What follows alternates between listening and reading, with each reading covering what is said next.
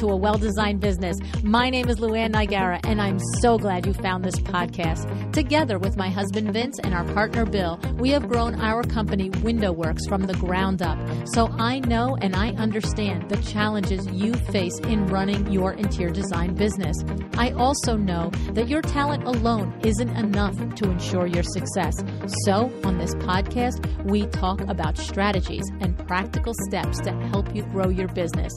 But make no mistake about it, we have our share of fun here too, mixed in with those aha moments that I love so much. This isn't fluff. Nobody has time for that. Whether you are a new interior designer or a seasoned designer, I am here to help you create and to manage the kind of interior design firm that you dream of. It's straight talk and it's action. Are you ready? Let's get started. Hi, welcome to A Well-Designed Business. It's Power Talk Friday. We all know how important our website is from an SEO perspective. After all, if our potential clients can't find us, that's a pretty big problem. But your website is so much more than that. It's the gateway for how your clients get to know you, whether they trust you, and ultimately, whether they ever contact you or not. My guest today, Masha Koyen, understands the importance of web copy. She is the founder of Content Vertical, a copywriting agency for the interior design industry. She helps designers and builders level up their brand and create messaging that connects, engages, and attracts their ideal audience. Masha has seen a lot of web copy and specifically a lot of mistakes that designers like you make on their websites.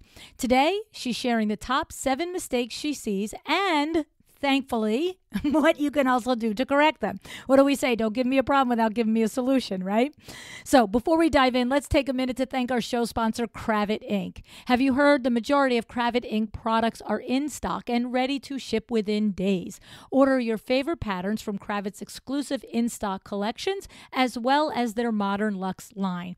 Keep your design projects on track with Kravit Inc. Order memos today at kravit.com and jot down this code AWDB10 because with this code AWDB10 you can use it one time for 10% off any order of Kravit fabric, wallpaper, or trim. Okay, now here's the thing. Do you know how many thousands of you are listening to me? Do you know how many thousands of you have a Kravit account? And do you know how many tens and hundreds of you that have used this code? I've been saying this code for 7 years, AWDB10. I know what you're doing. You're saying, oh, I have to wait until I have that big $5,000 order. But then you probably have had it since then and have forgotten to use it. Just use the code. Get the 10%. I don't care if it's $100. Take yourself out to dinner on the $100. Get your kids something. Get your partner something. Get yourself something. Use the code AWDB10. Okay? All right, let's get into this conversation with Masha and see how we can avoid these common mistakes in our website copywriting.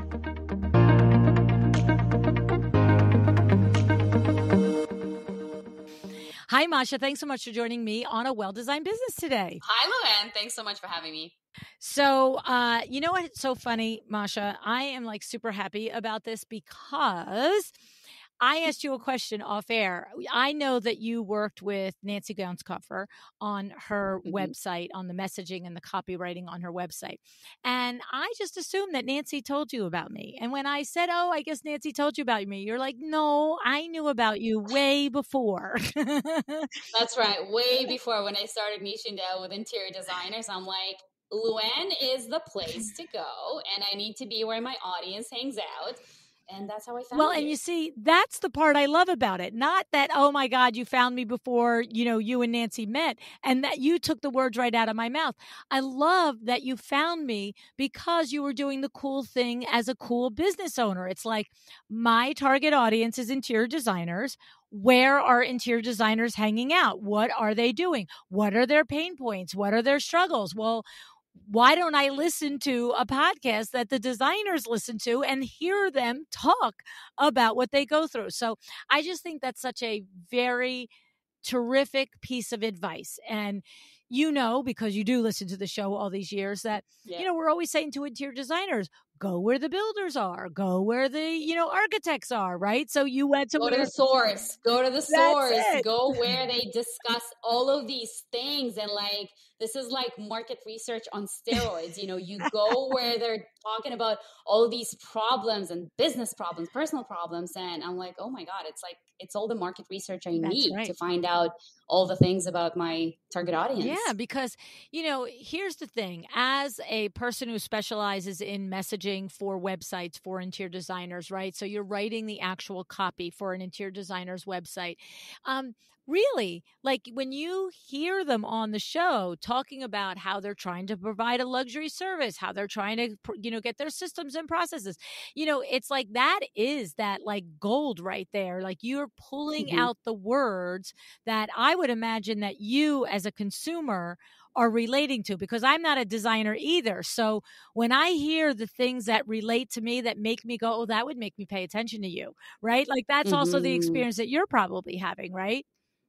Absolutely. And you just said it actually exactly how I refer to it. It's copy gold. It's the exact language, the exact messaging that people want to hear, because that's what resonates. That's what connects. Yep.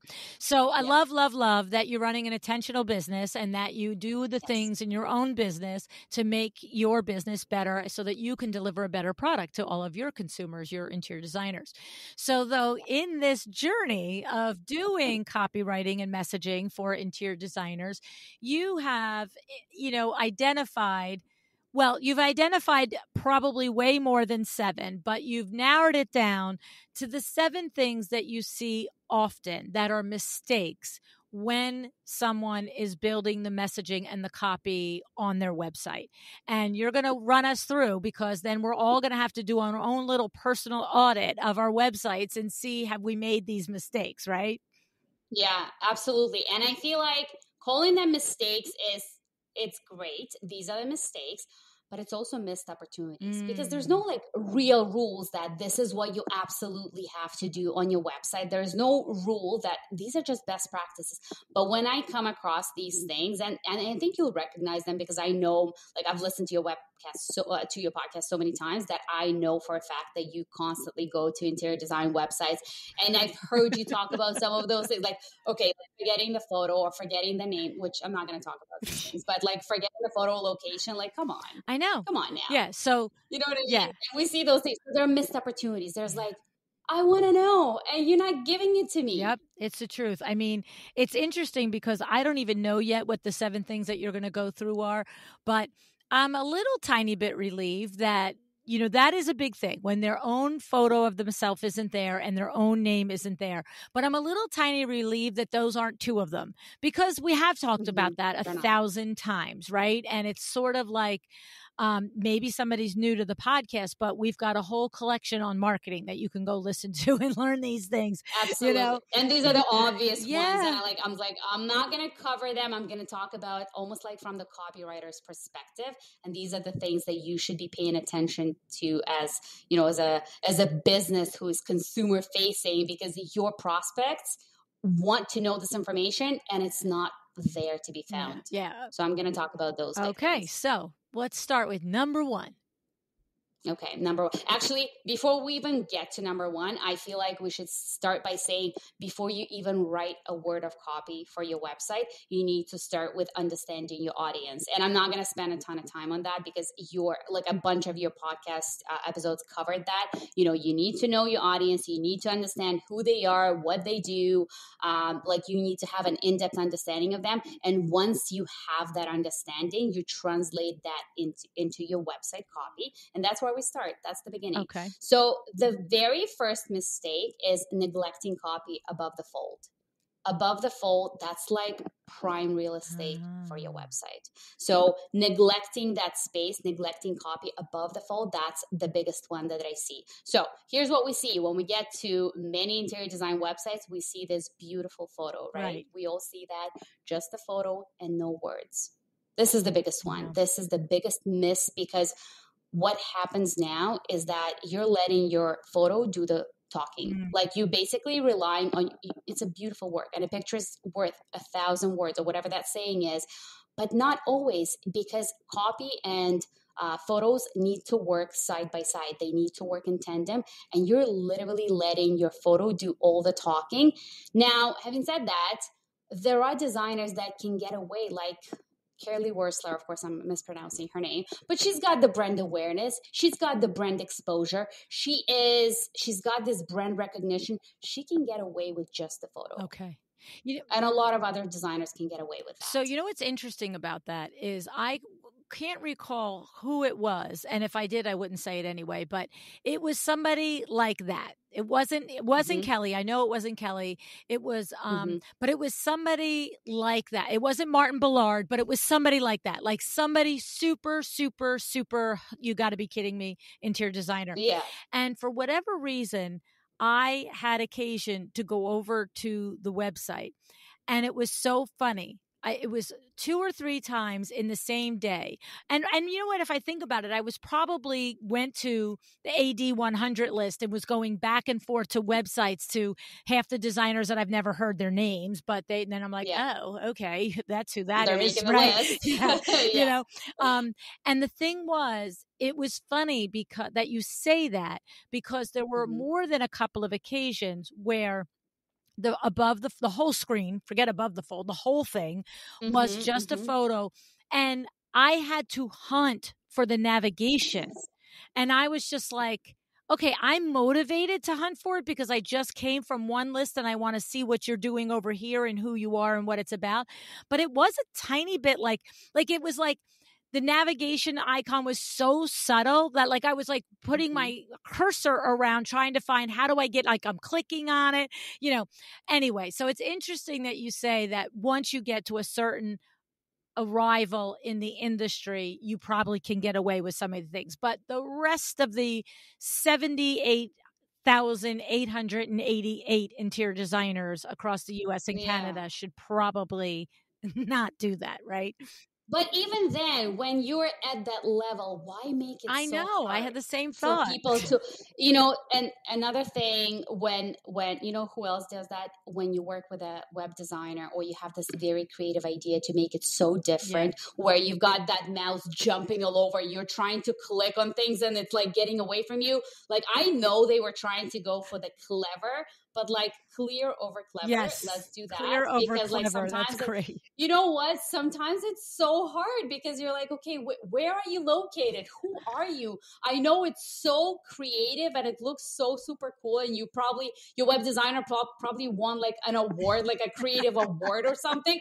But like, I just want to know. I want to see what you've done. I want to know who you work with. If you can help me, what do you do? Who are you? I know. Sometimes it's way too clever. Yeah, no, I agree. And I've noticed that. And it really is when they're at the top of the food chain that I see it more often. And I'm like, all right, whatever. I guess people will hunt around for you. So, okay. Yeah, so that section is so, so important. That's like the biggest thing. And, you can do a lot of things with that section. You can either communicate a promise there. You can communicate your unique value proposition. You can, for interior designers, I know we are talking about interior design here, but if this were like a non-interior design podcast and we were talking about, let's say, like some type of specialized doctor or something, that's the section where you would talk about a problem. So then when the audience lands on your website, they immediately connect with that problem. It's like, let's say like you're a back pain specialist and the copy above the fold says something like, are you experiencing excruciating pain?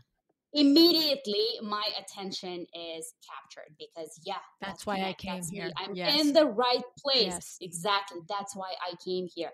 But for interior designers, I wouldn't focus so much on the problem. I would focus on that transformation or that big promise that you make to your target audience. Okay. So definitely do not neglect copy above the fold. Okay. Love it.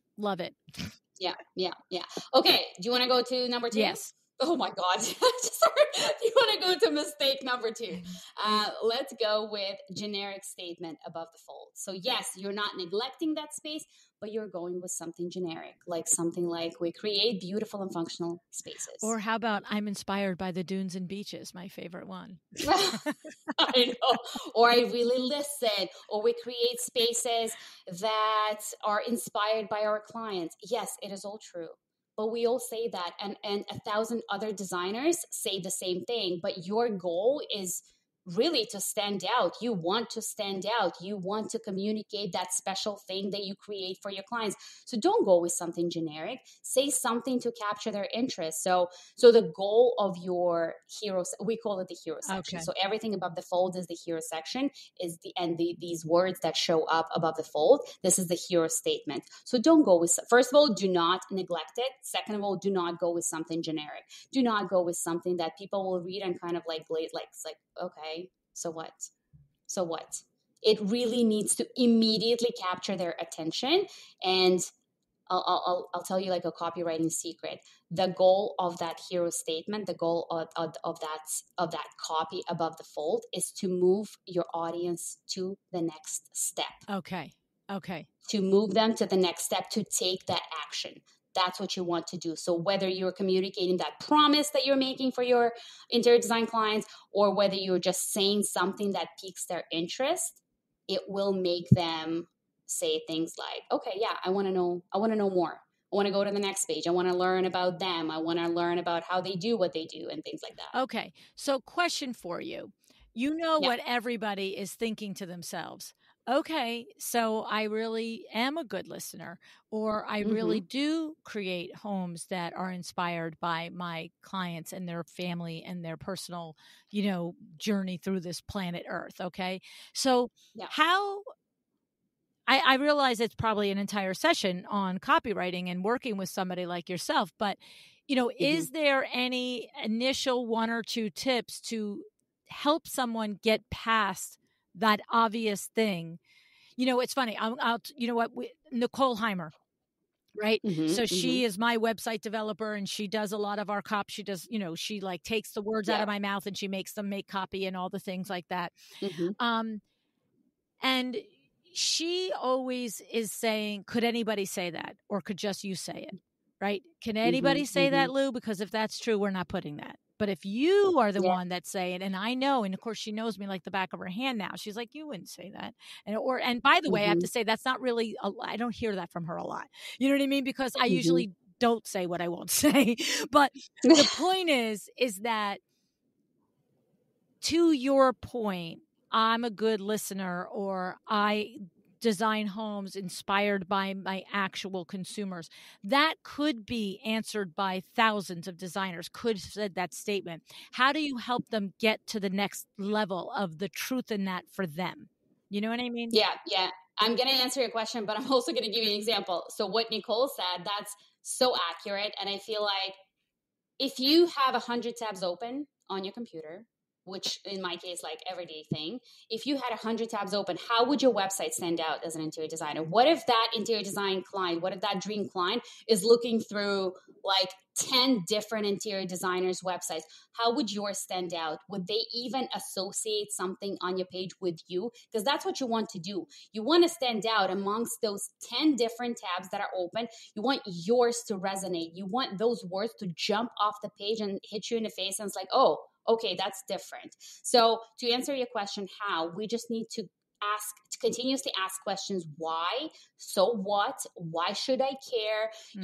So we're going back to you need to know your client. You need to continuously ask questions. Maybe it's in the feedback form at the end of the projects where you continuously ask, how was your experience? What is it about that experience that you liked? So I'll give you an example. When I work with clients and write website copy for them, I have this signature process, and it's all about the research. It's all about voice of customer. That's another copywriting term that I'm throwing in there. It's voice of customer. It's when I interview clients, I'm really trying to dig deeper and deeper to really try to understand what is it about that experience that you liked working with this with this interior designer. What were your frustrations? What were your objections? What were your hesitations? What was something that you didn't like? What did you enjoy the most?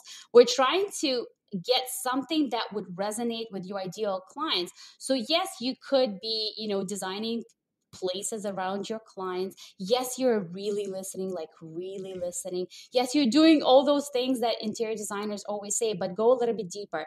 Make it your own. And what is it to make your own, like to really differentiate yourself. It's telling your story, because nobody has your story. Yes, people are doing the things that you are doing, because interior designer is an interior designer, just like a copywriter is a copywriter. We all do kind of similar things, but we bring our own flavor to that. So tell your story, identify your own unique value proposition, show the value that you bring to your ideal clients, and highlight the credibility. Like a combination of those four things, and you bring out that thing that, yes, it's all the things that other people say, but you bring you inject your own thing, your own flavor into that statement or into your core messaging. Okay.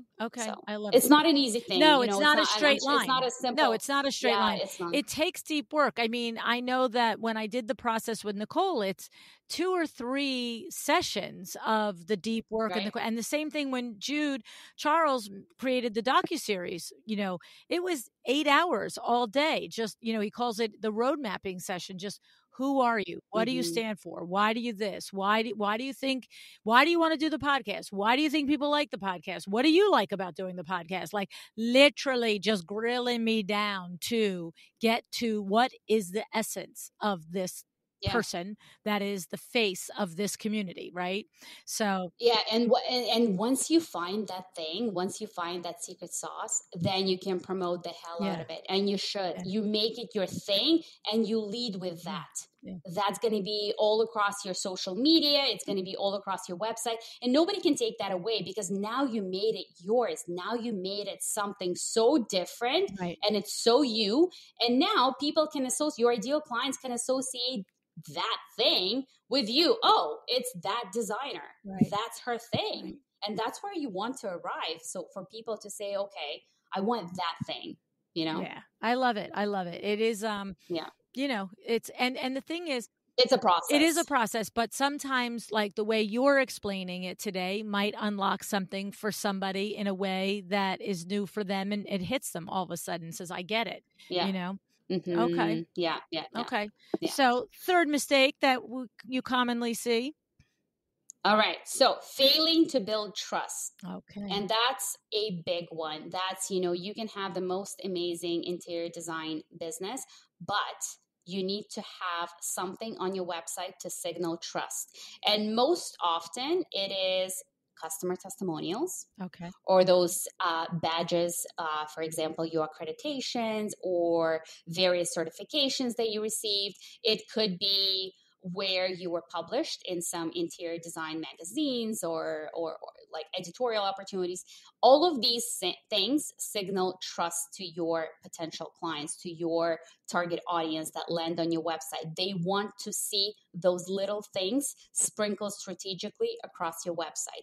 That's why I feel so strongly about when I see interior designers have like a dedicated page with testimonials. I always say, no, don't do that. Don't do that. You don't want to have, I don't see people just going to that page wanting to read a bunch of customer testimonials. That's not one of the most visited pages. You want to show that social proof where people actually go. And they go on your homepage, they go on your about page, they go on your services page, on the portfolio, on your contact. Yes, I just listed them, all of the 5 core pages, but that's where people go. Yes. Why would you post something on a page that you're taking the risk? Like, they might not go there. Take those things and put them where people actually go. What's so funny is 2 things. Nicole uses that same word, sprinkle it through. So that's really funny. I just love when I have experience of something being accurate and true, and then somebody comes on the show and it's what they are so passionately telling me. I'm like, well, yeah, I believe you, right? But here's the other thing that I heard there. So funny is, what if they never get to that page? Put it through, sprinkle it through wherever they are. But you know what it reminded me of? It's like the darn end caps in the grocery store. Like the Twix bars and the Snickers are at the end caps. They're not in the middle of the store. I don't have to go hunting for them. They put them right there for me to see, right? Like literally you round the... Go where your customer That's it. And it's every end cap. It's like, it's so funny because about 2 weeks ago, I was in the grocery store and I turned the end cap and there was a new cereal. Now, when my kids were little, we loved Reese's Pieces cereal. I love that Reese's. And I used to love mixing it with Cheerios, like half Cheerios and half Reese's Pieces, right? And I don't like having cereal in the morning for breakfast. I do not feel good afterwards. My sugar drops, like the whole thing. But I love Reese's Pieces cereal. And I came around the end cap the other day and there's a new version of it. I don't even remember. I've blocked it out of my mind. But I was like, oh, sure. You're not sticking that in the middle of the cereal aisle. You're sticking that right out here because you think I'm going to buy it. That's right. That's right. And like in Canada, there is a winter store. It's kind of like, I don't know what to compare it to in the US, but anyway, it's like this big department store with like everything from clothes to toys and everything. Oh, probably like Costco. When you get Costco here? Not so much. Yeah, but it's TJ Maxx. Oh, okay. Maybe? Okay, TJ Maxx. Something like that. So anyway, when you get to that cash register, that's where like I'm like my kids are like, I want this. I'm like a whole winding thing of all the nonsense $10 and under. Right? And it's like all the cups, like, and that's where I'm getting all the cups that I don't need. And that's where I'm getting like all kinds of crap that I was like an apple peeler or like all kinds of things. I was like, oh, I need that. It's only $7.99. Or I need this. It's only $9.99. I was like, what? Right. Well, that was strategically sprinkled right there. It found me. So anyway, same thing. It's like, put those important things where your prospective customers are actually reading about on you, the homepage, about your services, about exactly. your product, on the homepage, on the about. Like I say, literally put it on all those 5 core pages because these are the pages that are going to be visited in order to decide, okay, is this the designer for me? How did I get everything about their service? And the thing about customer testimonials and being a social proof is it amplifies whatever messaging you put on your website. Yes, it's all coming from you, but hey, here's a customer testimonial right below that statement. And it's like, it's saying the same thing. It's almost like validating. It's not just me who's saying that. Now here's this Joseph or whatever customer it is. He's saying the same thing. And I would go a step further and sprinkle those customer testimonials actually speaking to whatever you're referring to in your page. So for example, if it's talking about how fun you are to work with, then make sure that customer testimonial speaks to that. If it's talking about your process, like on your services page, make sure that customer testimonial that you put on that page speaks to that thing that you're saying. So now it's like saying, it's not just me, but it's also my customers say the same thing. I love it. Very smart, strategic, very good. Yeah, strategic, very strategic. Okay. Yeah, so we've got 3 of them now. So now let's move to the 4, and that's failing to differentiate. That's basically blending in. That's saying the same thing, not highlighting your unique value proposition. And that goes back to my example of if you had 100 tabs open, would yours stick out? Would yours stand out? What's gonna stand out? And unique value proposition. That's basically you know what it is. It's that thing, your secret sauce, the thing that makes you stand out. It's so critical because it could be so many things. It could be there are multiple ways to differentiate. You could differentiate based on the type of clients that you serve. You could differentiate based on the type of aesthetic that you're going for. You could differentiate based on your process. My favorite one is the process. That's number one favorite because if you make it your own, if you make like the way you could make it your own, because when designers come to me for the website copy, I always ask, one of my questions in the project brief is like, okay, tell me about the process. Tell me from start to finish. And I guarantee you like 9 out of 10 would say, okay, we start with the consultation, then we move on to the, schematic design, then we move to the thing. So there's like 5 steps. I'm like, okay, let's dig deeper. I would say, let's dig deeper. What else in that process that you make it so special for them? And there are so many times that I found that I made the design, I made my clients like, you know what, this is your thing. This is your differentiator. And, and they started with like, well, there's nothing really special about this. I do what everybody else does. I really listen, I'm like, no, this is probably your process. One of the designers that I worked with, she had this amazing client questionnaire that really focused around how do I want my customers, the homeowners of this home to feel in their home. So her client questionnaire was like all about the emotions they want to experience in their home. It was so cool. Like, it sounds cool because we found that thing. She wouldn't have told me about it. She was like, I was like, okay, so tell me, how do you get to know your clients? How do you really understand what do they want from your home? What kind of functionality? And she's like, okay, well, I asked them these questions because it's so important for me, to understand how do they want to feel in their home.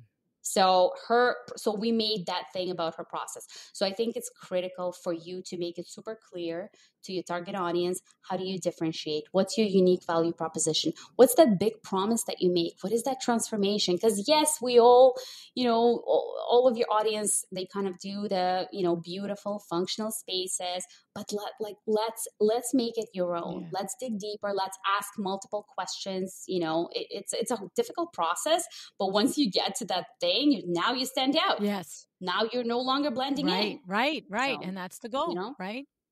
That's the goal. Yeah. That's the goal. Because even though most of your customers come from referrals, because I know most of my clients say, well, 9 out of 10 come from referrals, but those referrals would still go to your website to validate yes. whatever you heard. You know what I That's mean? Because right. they want to know more. It's like, yes, I heard my neighbor or my friend told me this is the best. I want to know more. I want to know that everything checks out, what I heard. I want to see those credibility marks, those little flags of trust. I want to know more about her process. I want to know who she is, Right. who that designer is. I want to get to know her. I want to find something that connects. Yes. I that's one of the things that I find that always sets a designer apart. I don't really care if your hobbies are, standing on your head and eating oatmeal, or if they're saving the world after design and volunteering. I don't care what they are, but it is always, I feel like, an instant, oh, there's something there further if I know something about your personal life in a way that's meaningful, other than, I've got 2 dogs and a kid and a husband or something like that. Like, your The website, personal touch. your website is really well done. Like, of course, I would expect it to be, but it is. I wish you wouldn't have said that, because I'm going for the rebrand in September. I'm like, do not look at my website. I'm like, yeah, that's why you come to LuAnn's podcast. No, and we're all going to see the old one then. I know, it's the old one. It's the old. In September, it's going to be old. You know what it is? I'm not even evaluating it on the whole website. I'm really talking about your about page. That's the most important page to me. It's the about page, because it's just funny. Like, it's like, what makes me a messaging expert? Why, coffee, of course. And actually, strong coffee is a must. But the rest is a blend of compelling writing, in-depth understanding. Like, I think what's funny is, just like we always say, it has to line up with who you are. And the second we started this call, you were the same person that was on that website making fun of coffee and your name at Starbucks and all the things. It just lines up. That's right. Yeah, and that's right. Because, like, if I'm reading your website and I'm reading your website and anticipating this really funny, lively person, and if you were just like deadpanning me and staring at me and quiet, I'd be like, oh, okay, where's funny Masha? Because like, there's a disconnect, right? You know what? I see the same thing on social media when I'm getting to know a designer, because I'm following a ton of designers. I love getting to know them, and sometimes you go to their website and it's a different person and it's a different voice, which should have been probably one of the mistakes that I should point out. But it's so important to keep the voice consistent, because all of a sudden, like, on social media, you're like letting your hair loose and you're so like funny and talking about different situations and anecdotes. And then on a website, all of a sudden you're like buttoned up and it's like a different person. But there has to be the same, your voice have to almost like transcend these different platforms, because at the end of the day, people want to get to know you. So you want to humanize your brand a little bit. You want to inject that personal touch into your copy, so that people, because I don't think interior designers have a problem selling face to face. Right, agree. But your website, you know what I mean? Because it's easy. It's easy to make that connection. The passion is there. Now they're selling their passion, right? Exactly. But imagine you're no longer there, and when they get to your website has to do the talking. Right. The messaging has to do the talking. You want to make sure that it's presenting you on your behalf, and you're getting presented in a right way, in the way that you actually want to be seen by your ideal clients. No, I agree. I think it's great. I think it's great. Yeah. Yeah, so personal touch is critical. And that's what we wanted to talk about. We wanted to talk about how do you differentiate? And sometimes it's that adding that personal touch. It's what sets you apart. It's your story. Okay. All right, let's go to number 5. Number five is handling potential objections, hesitations, and various pain points. So your interior design client. So the goal of your website is not only to address the questions that your prospective clients have, but to also to anticipate them. So the goal of your web copy is to anticipate, so to know in advance what people have, what kind of hesitations they have, because it's not always money. Because the question that I always ask on my client questionnaire in my project brief, okay, what's stopping them to buy from you? Most of the time, they would say it's the money, but it's not just the money. People want to know so many things. They have so many questions. It could be, what if I don't like the design? Right. What's going to happen? Like, do you have revisions? You want to anticipate those questions. You want to make sure your copy answers those potential questions. Yes. They're thinking that. You better know that they're thinking that. So what you could do is anticipate those questions and include that information on your website, probably on your process or your services page. Anticipate those questions. So we established that money is not the only thing they're thinking. What if I don't like the design? It could be, do I have to be involved? How involved? Like, how involved do I have to be? Is it going to be like a collaborative process? So explain, like, go the extra distance and actually talk about those things. So when they're reading your copy, it's like, oh, like they're not, it's going to hit them. It's like, oh, you're just answering what I'm thinking. You're meeting me in my head. Right. So that's another thing. What does the process look like? I love when interior designers actually describe their process. I'm not saying go like and explain everything in detail. You don't want to bore. Like, this is where you do that face to face. When you're walking people through that process, do that. But give them enough information for them to make that decision to say, oh, she knows her stuff. Like, there is a whole process. It makes you look like a legit business with a process, not just I love me like a good 1, 2, 3 process, but there's more, right? Like, it's a year-long process. Like, it's not a 1, 2, 3 process. There's going to be more. Like, explain to me what should I expect from initial consultation? What are we going to cover? Like, I know in your head you're thinking, well, everybody knows what it is. Every interior designer, but they don't. They literally don't. And people who've never hired an interior designer, sometimes they have no idea. And if you get people like my husband's, like, okay, we don't need that. I was like, but you don't understand. There's so many things. Like, she can answer these questions. She can provide guidance on that. Like, if you get a person like that, you want to anticipate those questions. You want to paint and show the value that you're going to provide at every step of the process. So you want to kind of explain. So that's what I mean by anticipating and handling objections. Your copy must handle objections. If they're thinking something while reading their copy, you want to answer that question immediately. Nope, and this is what I'm going to do. And if you don't like the design, this is what I'm going to do. So in their mind, it's like, okay, so I'm never going to be like unsatisfied. We're actually going to arrive at the end result, at that beautiful transformation. And she's handled all of my objections. She made sure that if I don't like something, this is how it's going to be handled. You have to show. Well, definitely. And I think that, of all the things that we have to do when we figure out our brand messaging and our copywriting, that is like actually one of the easiest ones, because, literally just take note every single day of the questions that you get in your consult calls, on the phone, your discovery calls. I mean, it's the roadmap for that is there. Whereas we got to delve deeper beyond I'm a good listener and I, create beautiful spaces that families can live in.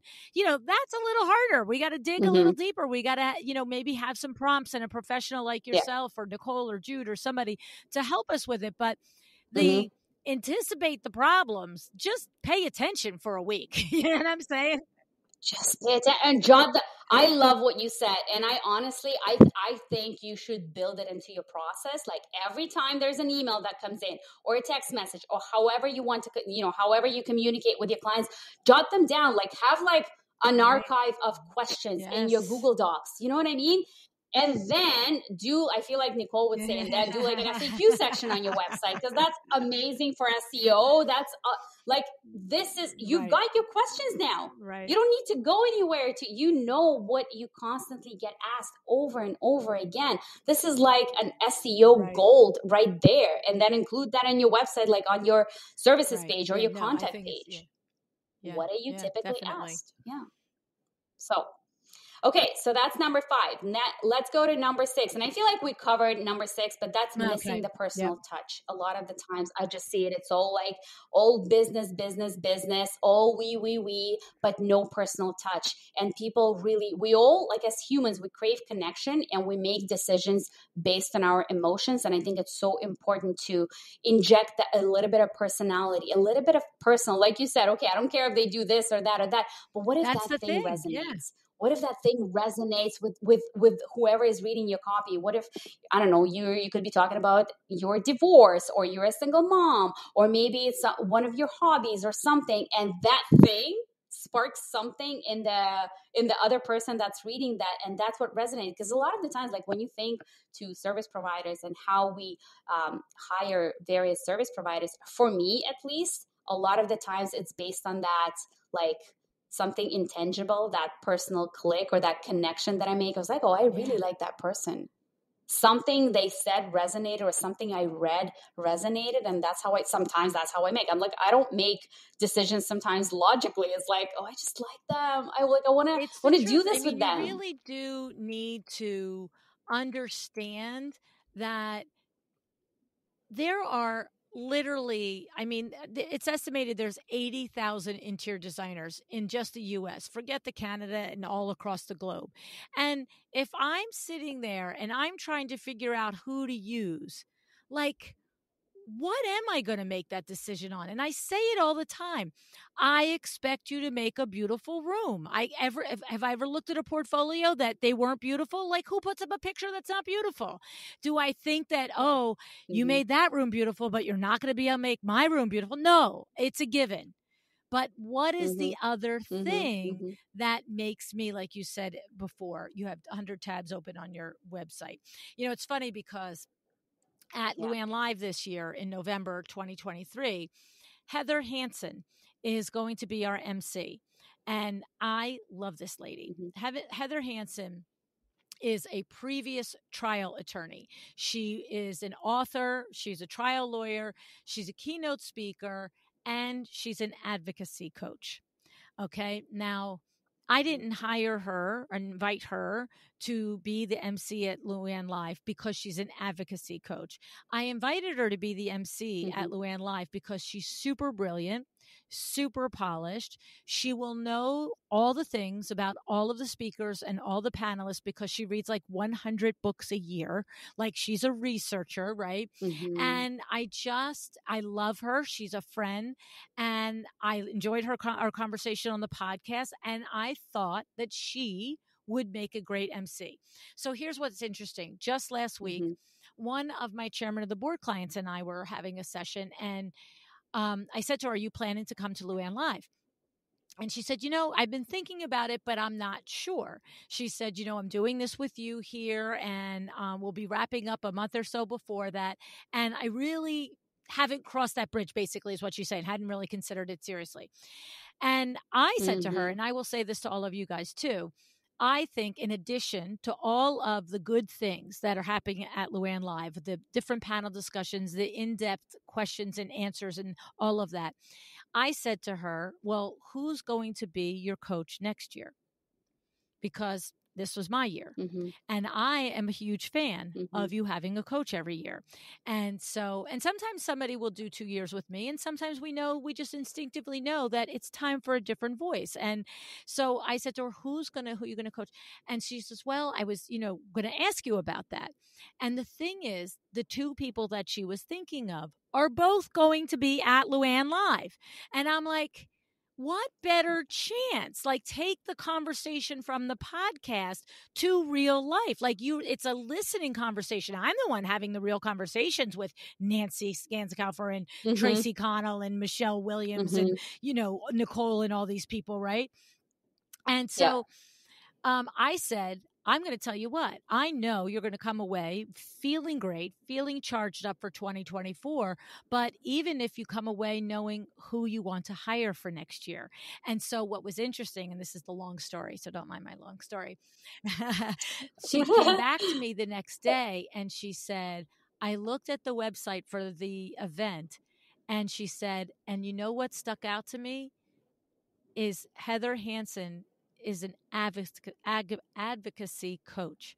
And she said, that word speaks to me.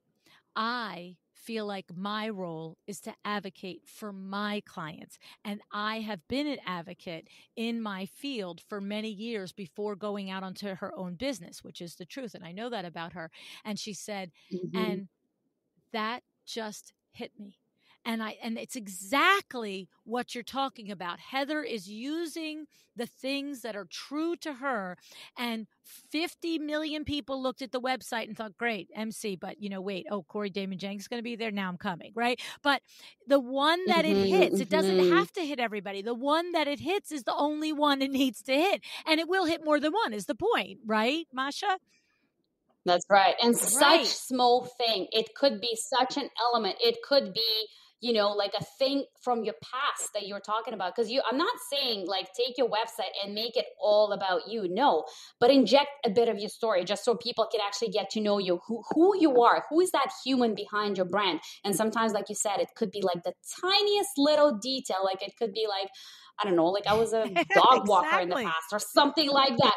But you never know what's going to resonate. And if it resonates, like that landed you, that one single thing landed you. And it's funny because when you go to the beginning of the show, when you talked about, I listen to my clients, I'm a good listener. And I would imagine that journey to saying advocacy coach might have been very similar. Right? Like you could imagine like, I want to empower, like I'm making up words for Heather now. I want to, like, I can imagine that initial discovery session with her copywriter.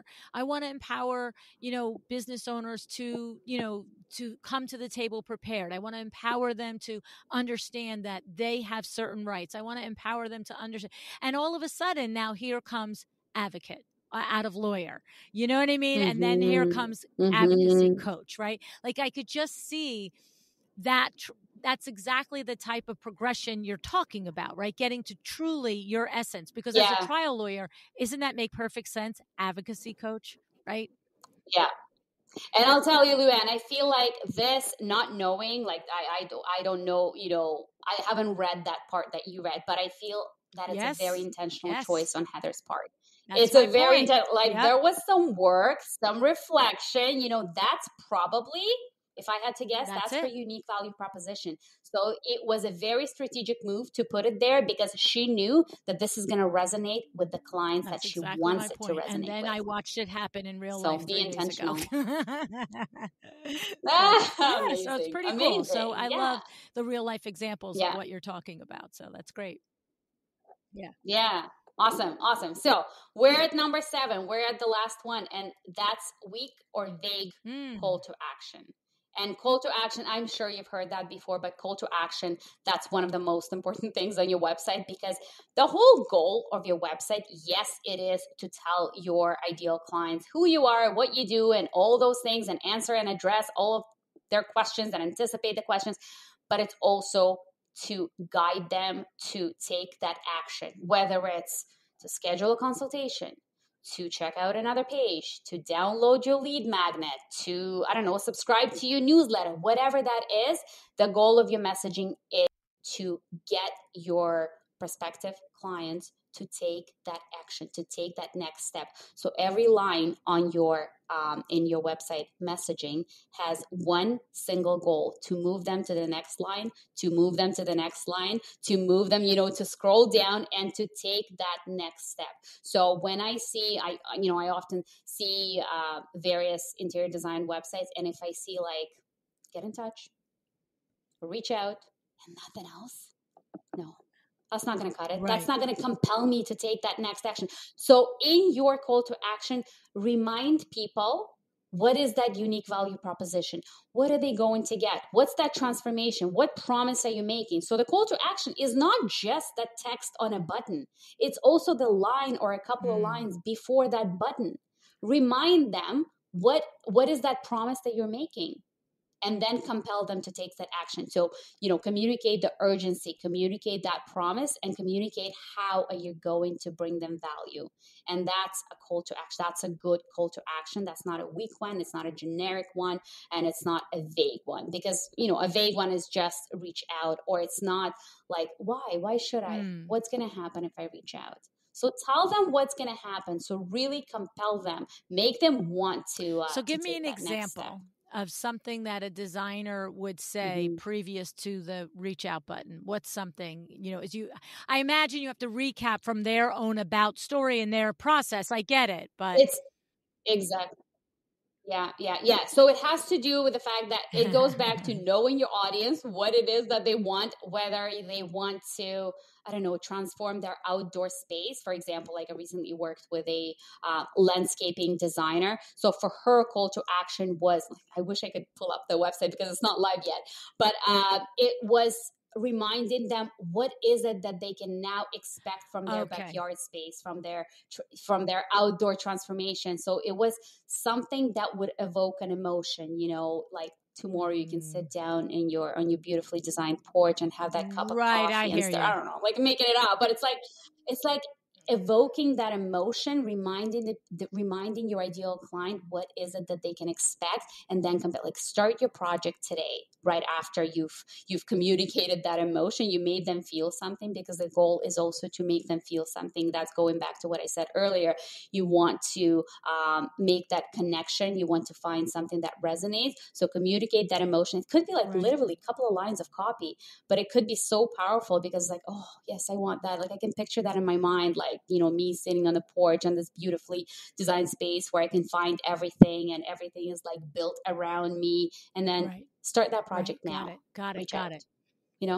So it's not just the reach out. There's such a big difference between just the reach out button and then all of that full of emotion, making me feel that and making me like, okay, I want that now, because that's what you want to do. Me now try and pay attention to whatever website I'm on, whether any brand, any service, whatever, and just notice, do I have that final, because I have to tell you, it's funny because I'm sure there's probably specific copywriting for all the people that have this similar thing as me.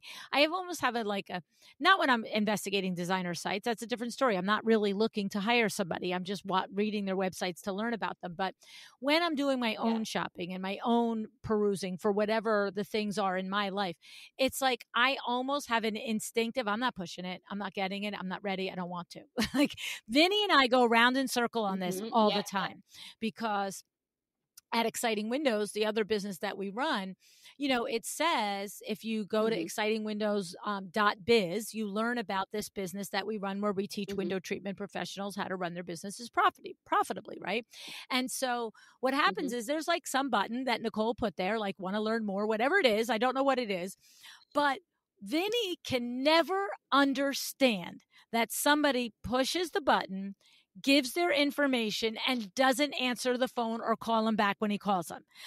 He goes nuts because he is like a lunatic. He's like a dog with a bone when he has a lead. Okay. And so he'll be like, I don't understand. This person emailed that they wanted more information. We emailed them back, because I don't think the phone number, I don't know, maybe the phone number is included. I don't remember, but emailed them back, said we would make an appointment to speak to me. And he's like, and they haven't emailed again. And I'm like, well, how long has it been? He's like, a day. I'm like, okay, buddy, you need to take a breath. I know. You know what, though? As you were talking, I keep thinking, okay, but what's on your thank you page? Once they click the button and they left all of the information, what's on your thank you page? Maybe there's a step further that you would analyze your thank you page, and it should say something it's probably, sometimes it's more or less generic. It's we'll be in touch in the next 24 hours. But go a step further and actually get ready for the VIN man to stalk you until you You know what I mean? Like, Vin is going to call you within 24 hours, and if you don't answer the phone, he's going to follow up in 3 days, you know? But I'm just saying, I think it's so important to let your That's audience a good know point. I'll what's have going to to look to happen. see What it's should they there. expect Yeah. from that But I just experience? said to him, I said, It could be sometimes that. people might think we're just going to send them like a brochure, like not actually an actual call with you. He's like, well, yeah. And he's Like just a like, he just, personalized, because his thing is, when he goes to do something, he goes to do it. And I'm like, yeah, but I might go to the website 10 times before I'm ready to do something. I know. You reminded me of my husband. My husband is in construction, and it's like every time somebody asks in one of those mommy groups, everybody, like, somebody's looking for a construction, like a general contractor, and I would put his number down, and then I tell Max, I'm like, Max, somebody's going to call you. And then like 2 hours later, like, they haven't called yet. I'm like, they probably didn't even see the message yet. Like, and then in the evening, he'll follow up and say, did they call? I know. People are busy. Relax. They will. They're just they're collecting information sometimes. Sometimes they're sending like a bunch of those emails. Now they got to go look at your website to make sure that it lines up with the referral that they got. Let's be serious. That's right. That's right. But yeah, it's so funny because that's how it happens so funny. in real Anyway, world. well, these were great tips, Masha. Yeah. I have to say, I loved hearing them. You said it at the beginning, having listened to the podcast many years, that we've covered a lot of things that you went through, but I always love to hear them again. It's always good for a good review. And here's what I've also learned over the course of the podcast. We might have done a similar list, say 3 years ago, with Fred Burns or Nicole Heimer or any of the others. Nancy Ganscover talks about finding your only and your niching down and all of that, right? But the thing about it is what I've learned is we hear what we're ready to hear when we hear it. So somebody could have heard one of these exact things 3 years ago, but wasn't ready to digest it. And now today it's like, oh, now I'm here. Now I really need to do the work on my unique value proposition. And I'm in a spot where I can explore that. Right. And so good That's business right. principles for anything is always worth talking about and repeating again. But something so important as our copy, I mean, what we spend on our websites, what we spend on our marketing, to have people get there and not have it line up and communicate all the things, like you said, when you get into a consultation, you've got it. You're rocking it. You're showing up as you're passionate about what you're selling, and you're designing and all the things. Cues of visual cues, everything is there. Exactly. So to have our messaging on copy off point is a huge disservice to us. We spend too much time and money driving people to our websites to have it not convert. Missed opportunity. I love, missed opportunity. That's good. That's good observation again. Yeah. So I love it. I love your tips. I love your advice. I love your energy. I love all the things. So I appreciate not only that you've been listening all these years, but that you came on and now you shared your expertise with us, Masha. I love it. Thank you so much, LuAnn, for having me. This was awesome.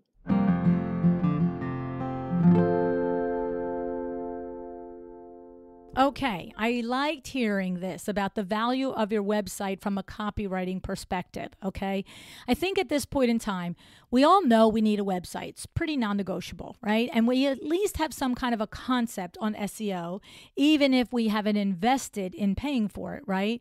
And as visual thinkers and creatives, we usually think quite a bit about what the website looks like. But many of you out there likely put together a website at the beginning of your career, or you may not have updated it along the way, and without thinking intentionally about the ins and outs and nuances of good copywriting. This is not surprising. We've all done this. I've done this with our websites. It's 100% a thing, okay? I love that one of Masha's first points was that before she even addressed common mistakes was that we need to know our audience. And that's so true, because every single word we put on our website needs to be created with that ideal client in mind. And here's what I know. If you aren't creating messaging with your audience in mind, you cannot show up for them. You can't show them that you understand their pain points. You can't explain to them how you're going to solve their problems. And if you can't explain that, then they have no interest in you. Okay? Okay. And here's the thing. You have to be real about it, because people know when you're being real and when you're not. They know if your website is full of generic copy created without anyone in mind. They can tell. I'm telling you, you can tell. Read a few websites. You can tell. All right. Now, being intentional about the words on our website, about our message, and about how we're moving our potential clients through the funnel, right? In a lot of ways, it's like the 7-step proven sales process that we have, that Jessica Harling teaches over at Lu University and through Exciting Windows. Every single process is designed to lead your client to a yes. And that is the exact concept with your website. You're moving your client along the path from interest to action, to book a call, to fill out a form, to give you their email address, to take that next step to becoming a sale, right? To closing the project. Now, you can have a great website, beautifully written, even convincing, but if you don't have a goal for them in mind, and if your copy isn't written to point them to the goal, you're going to lose them. Okay. And if you've created a good website, maybe you've sunk thousands of dollars into it, but you aren't using your copy strategically to move your client to the goal, you are throwing your money away. Okay. We have to think about how to leverage our website to capture leads.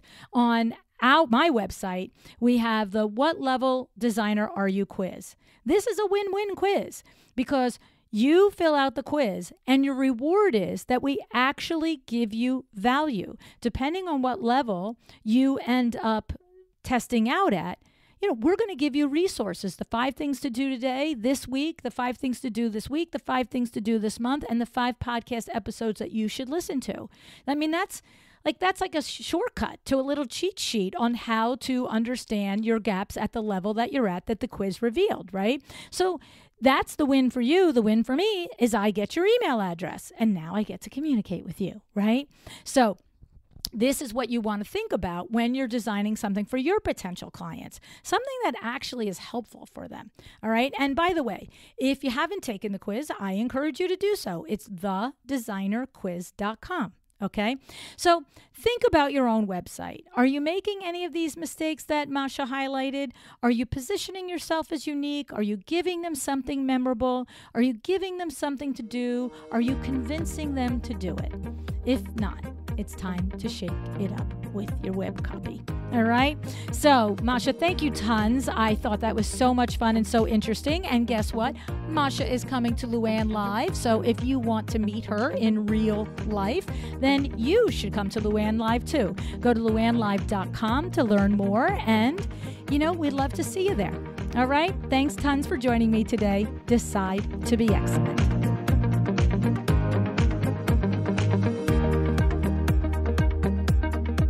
Thank you for joining me today. This podcast is a production of LuAnn Nigara, Inc. If you want to know more about me, my books, or LuAnn University, go to LuAnnNigara.com. And if you are interested in having WindowWorks help you with your next window treatment or awning project in the New York, New Jersey metro area, go to WindowWorksNJ.com to learn more. Have an excellent day.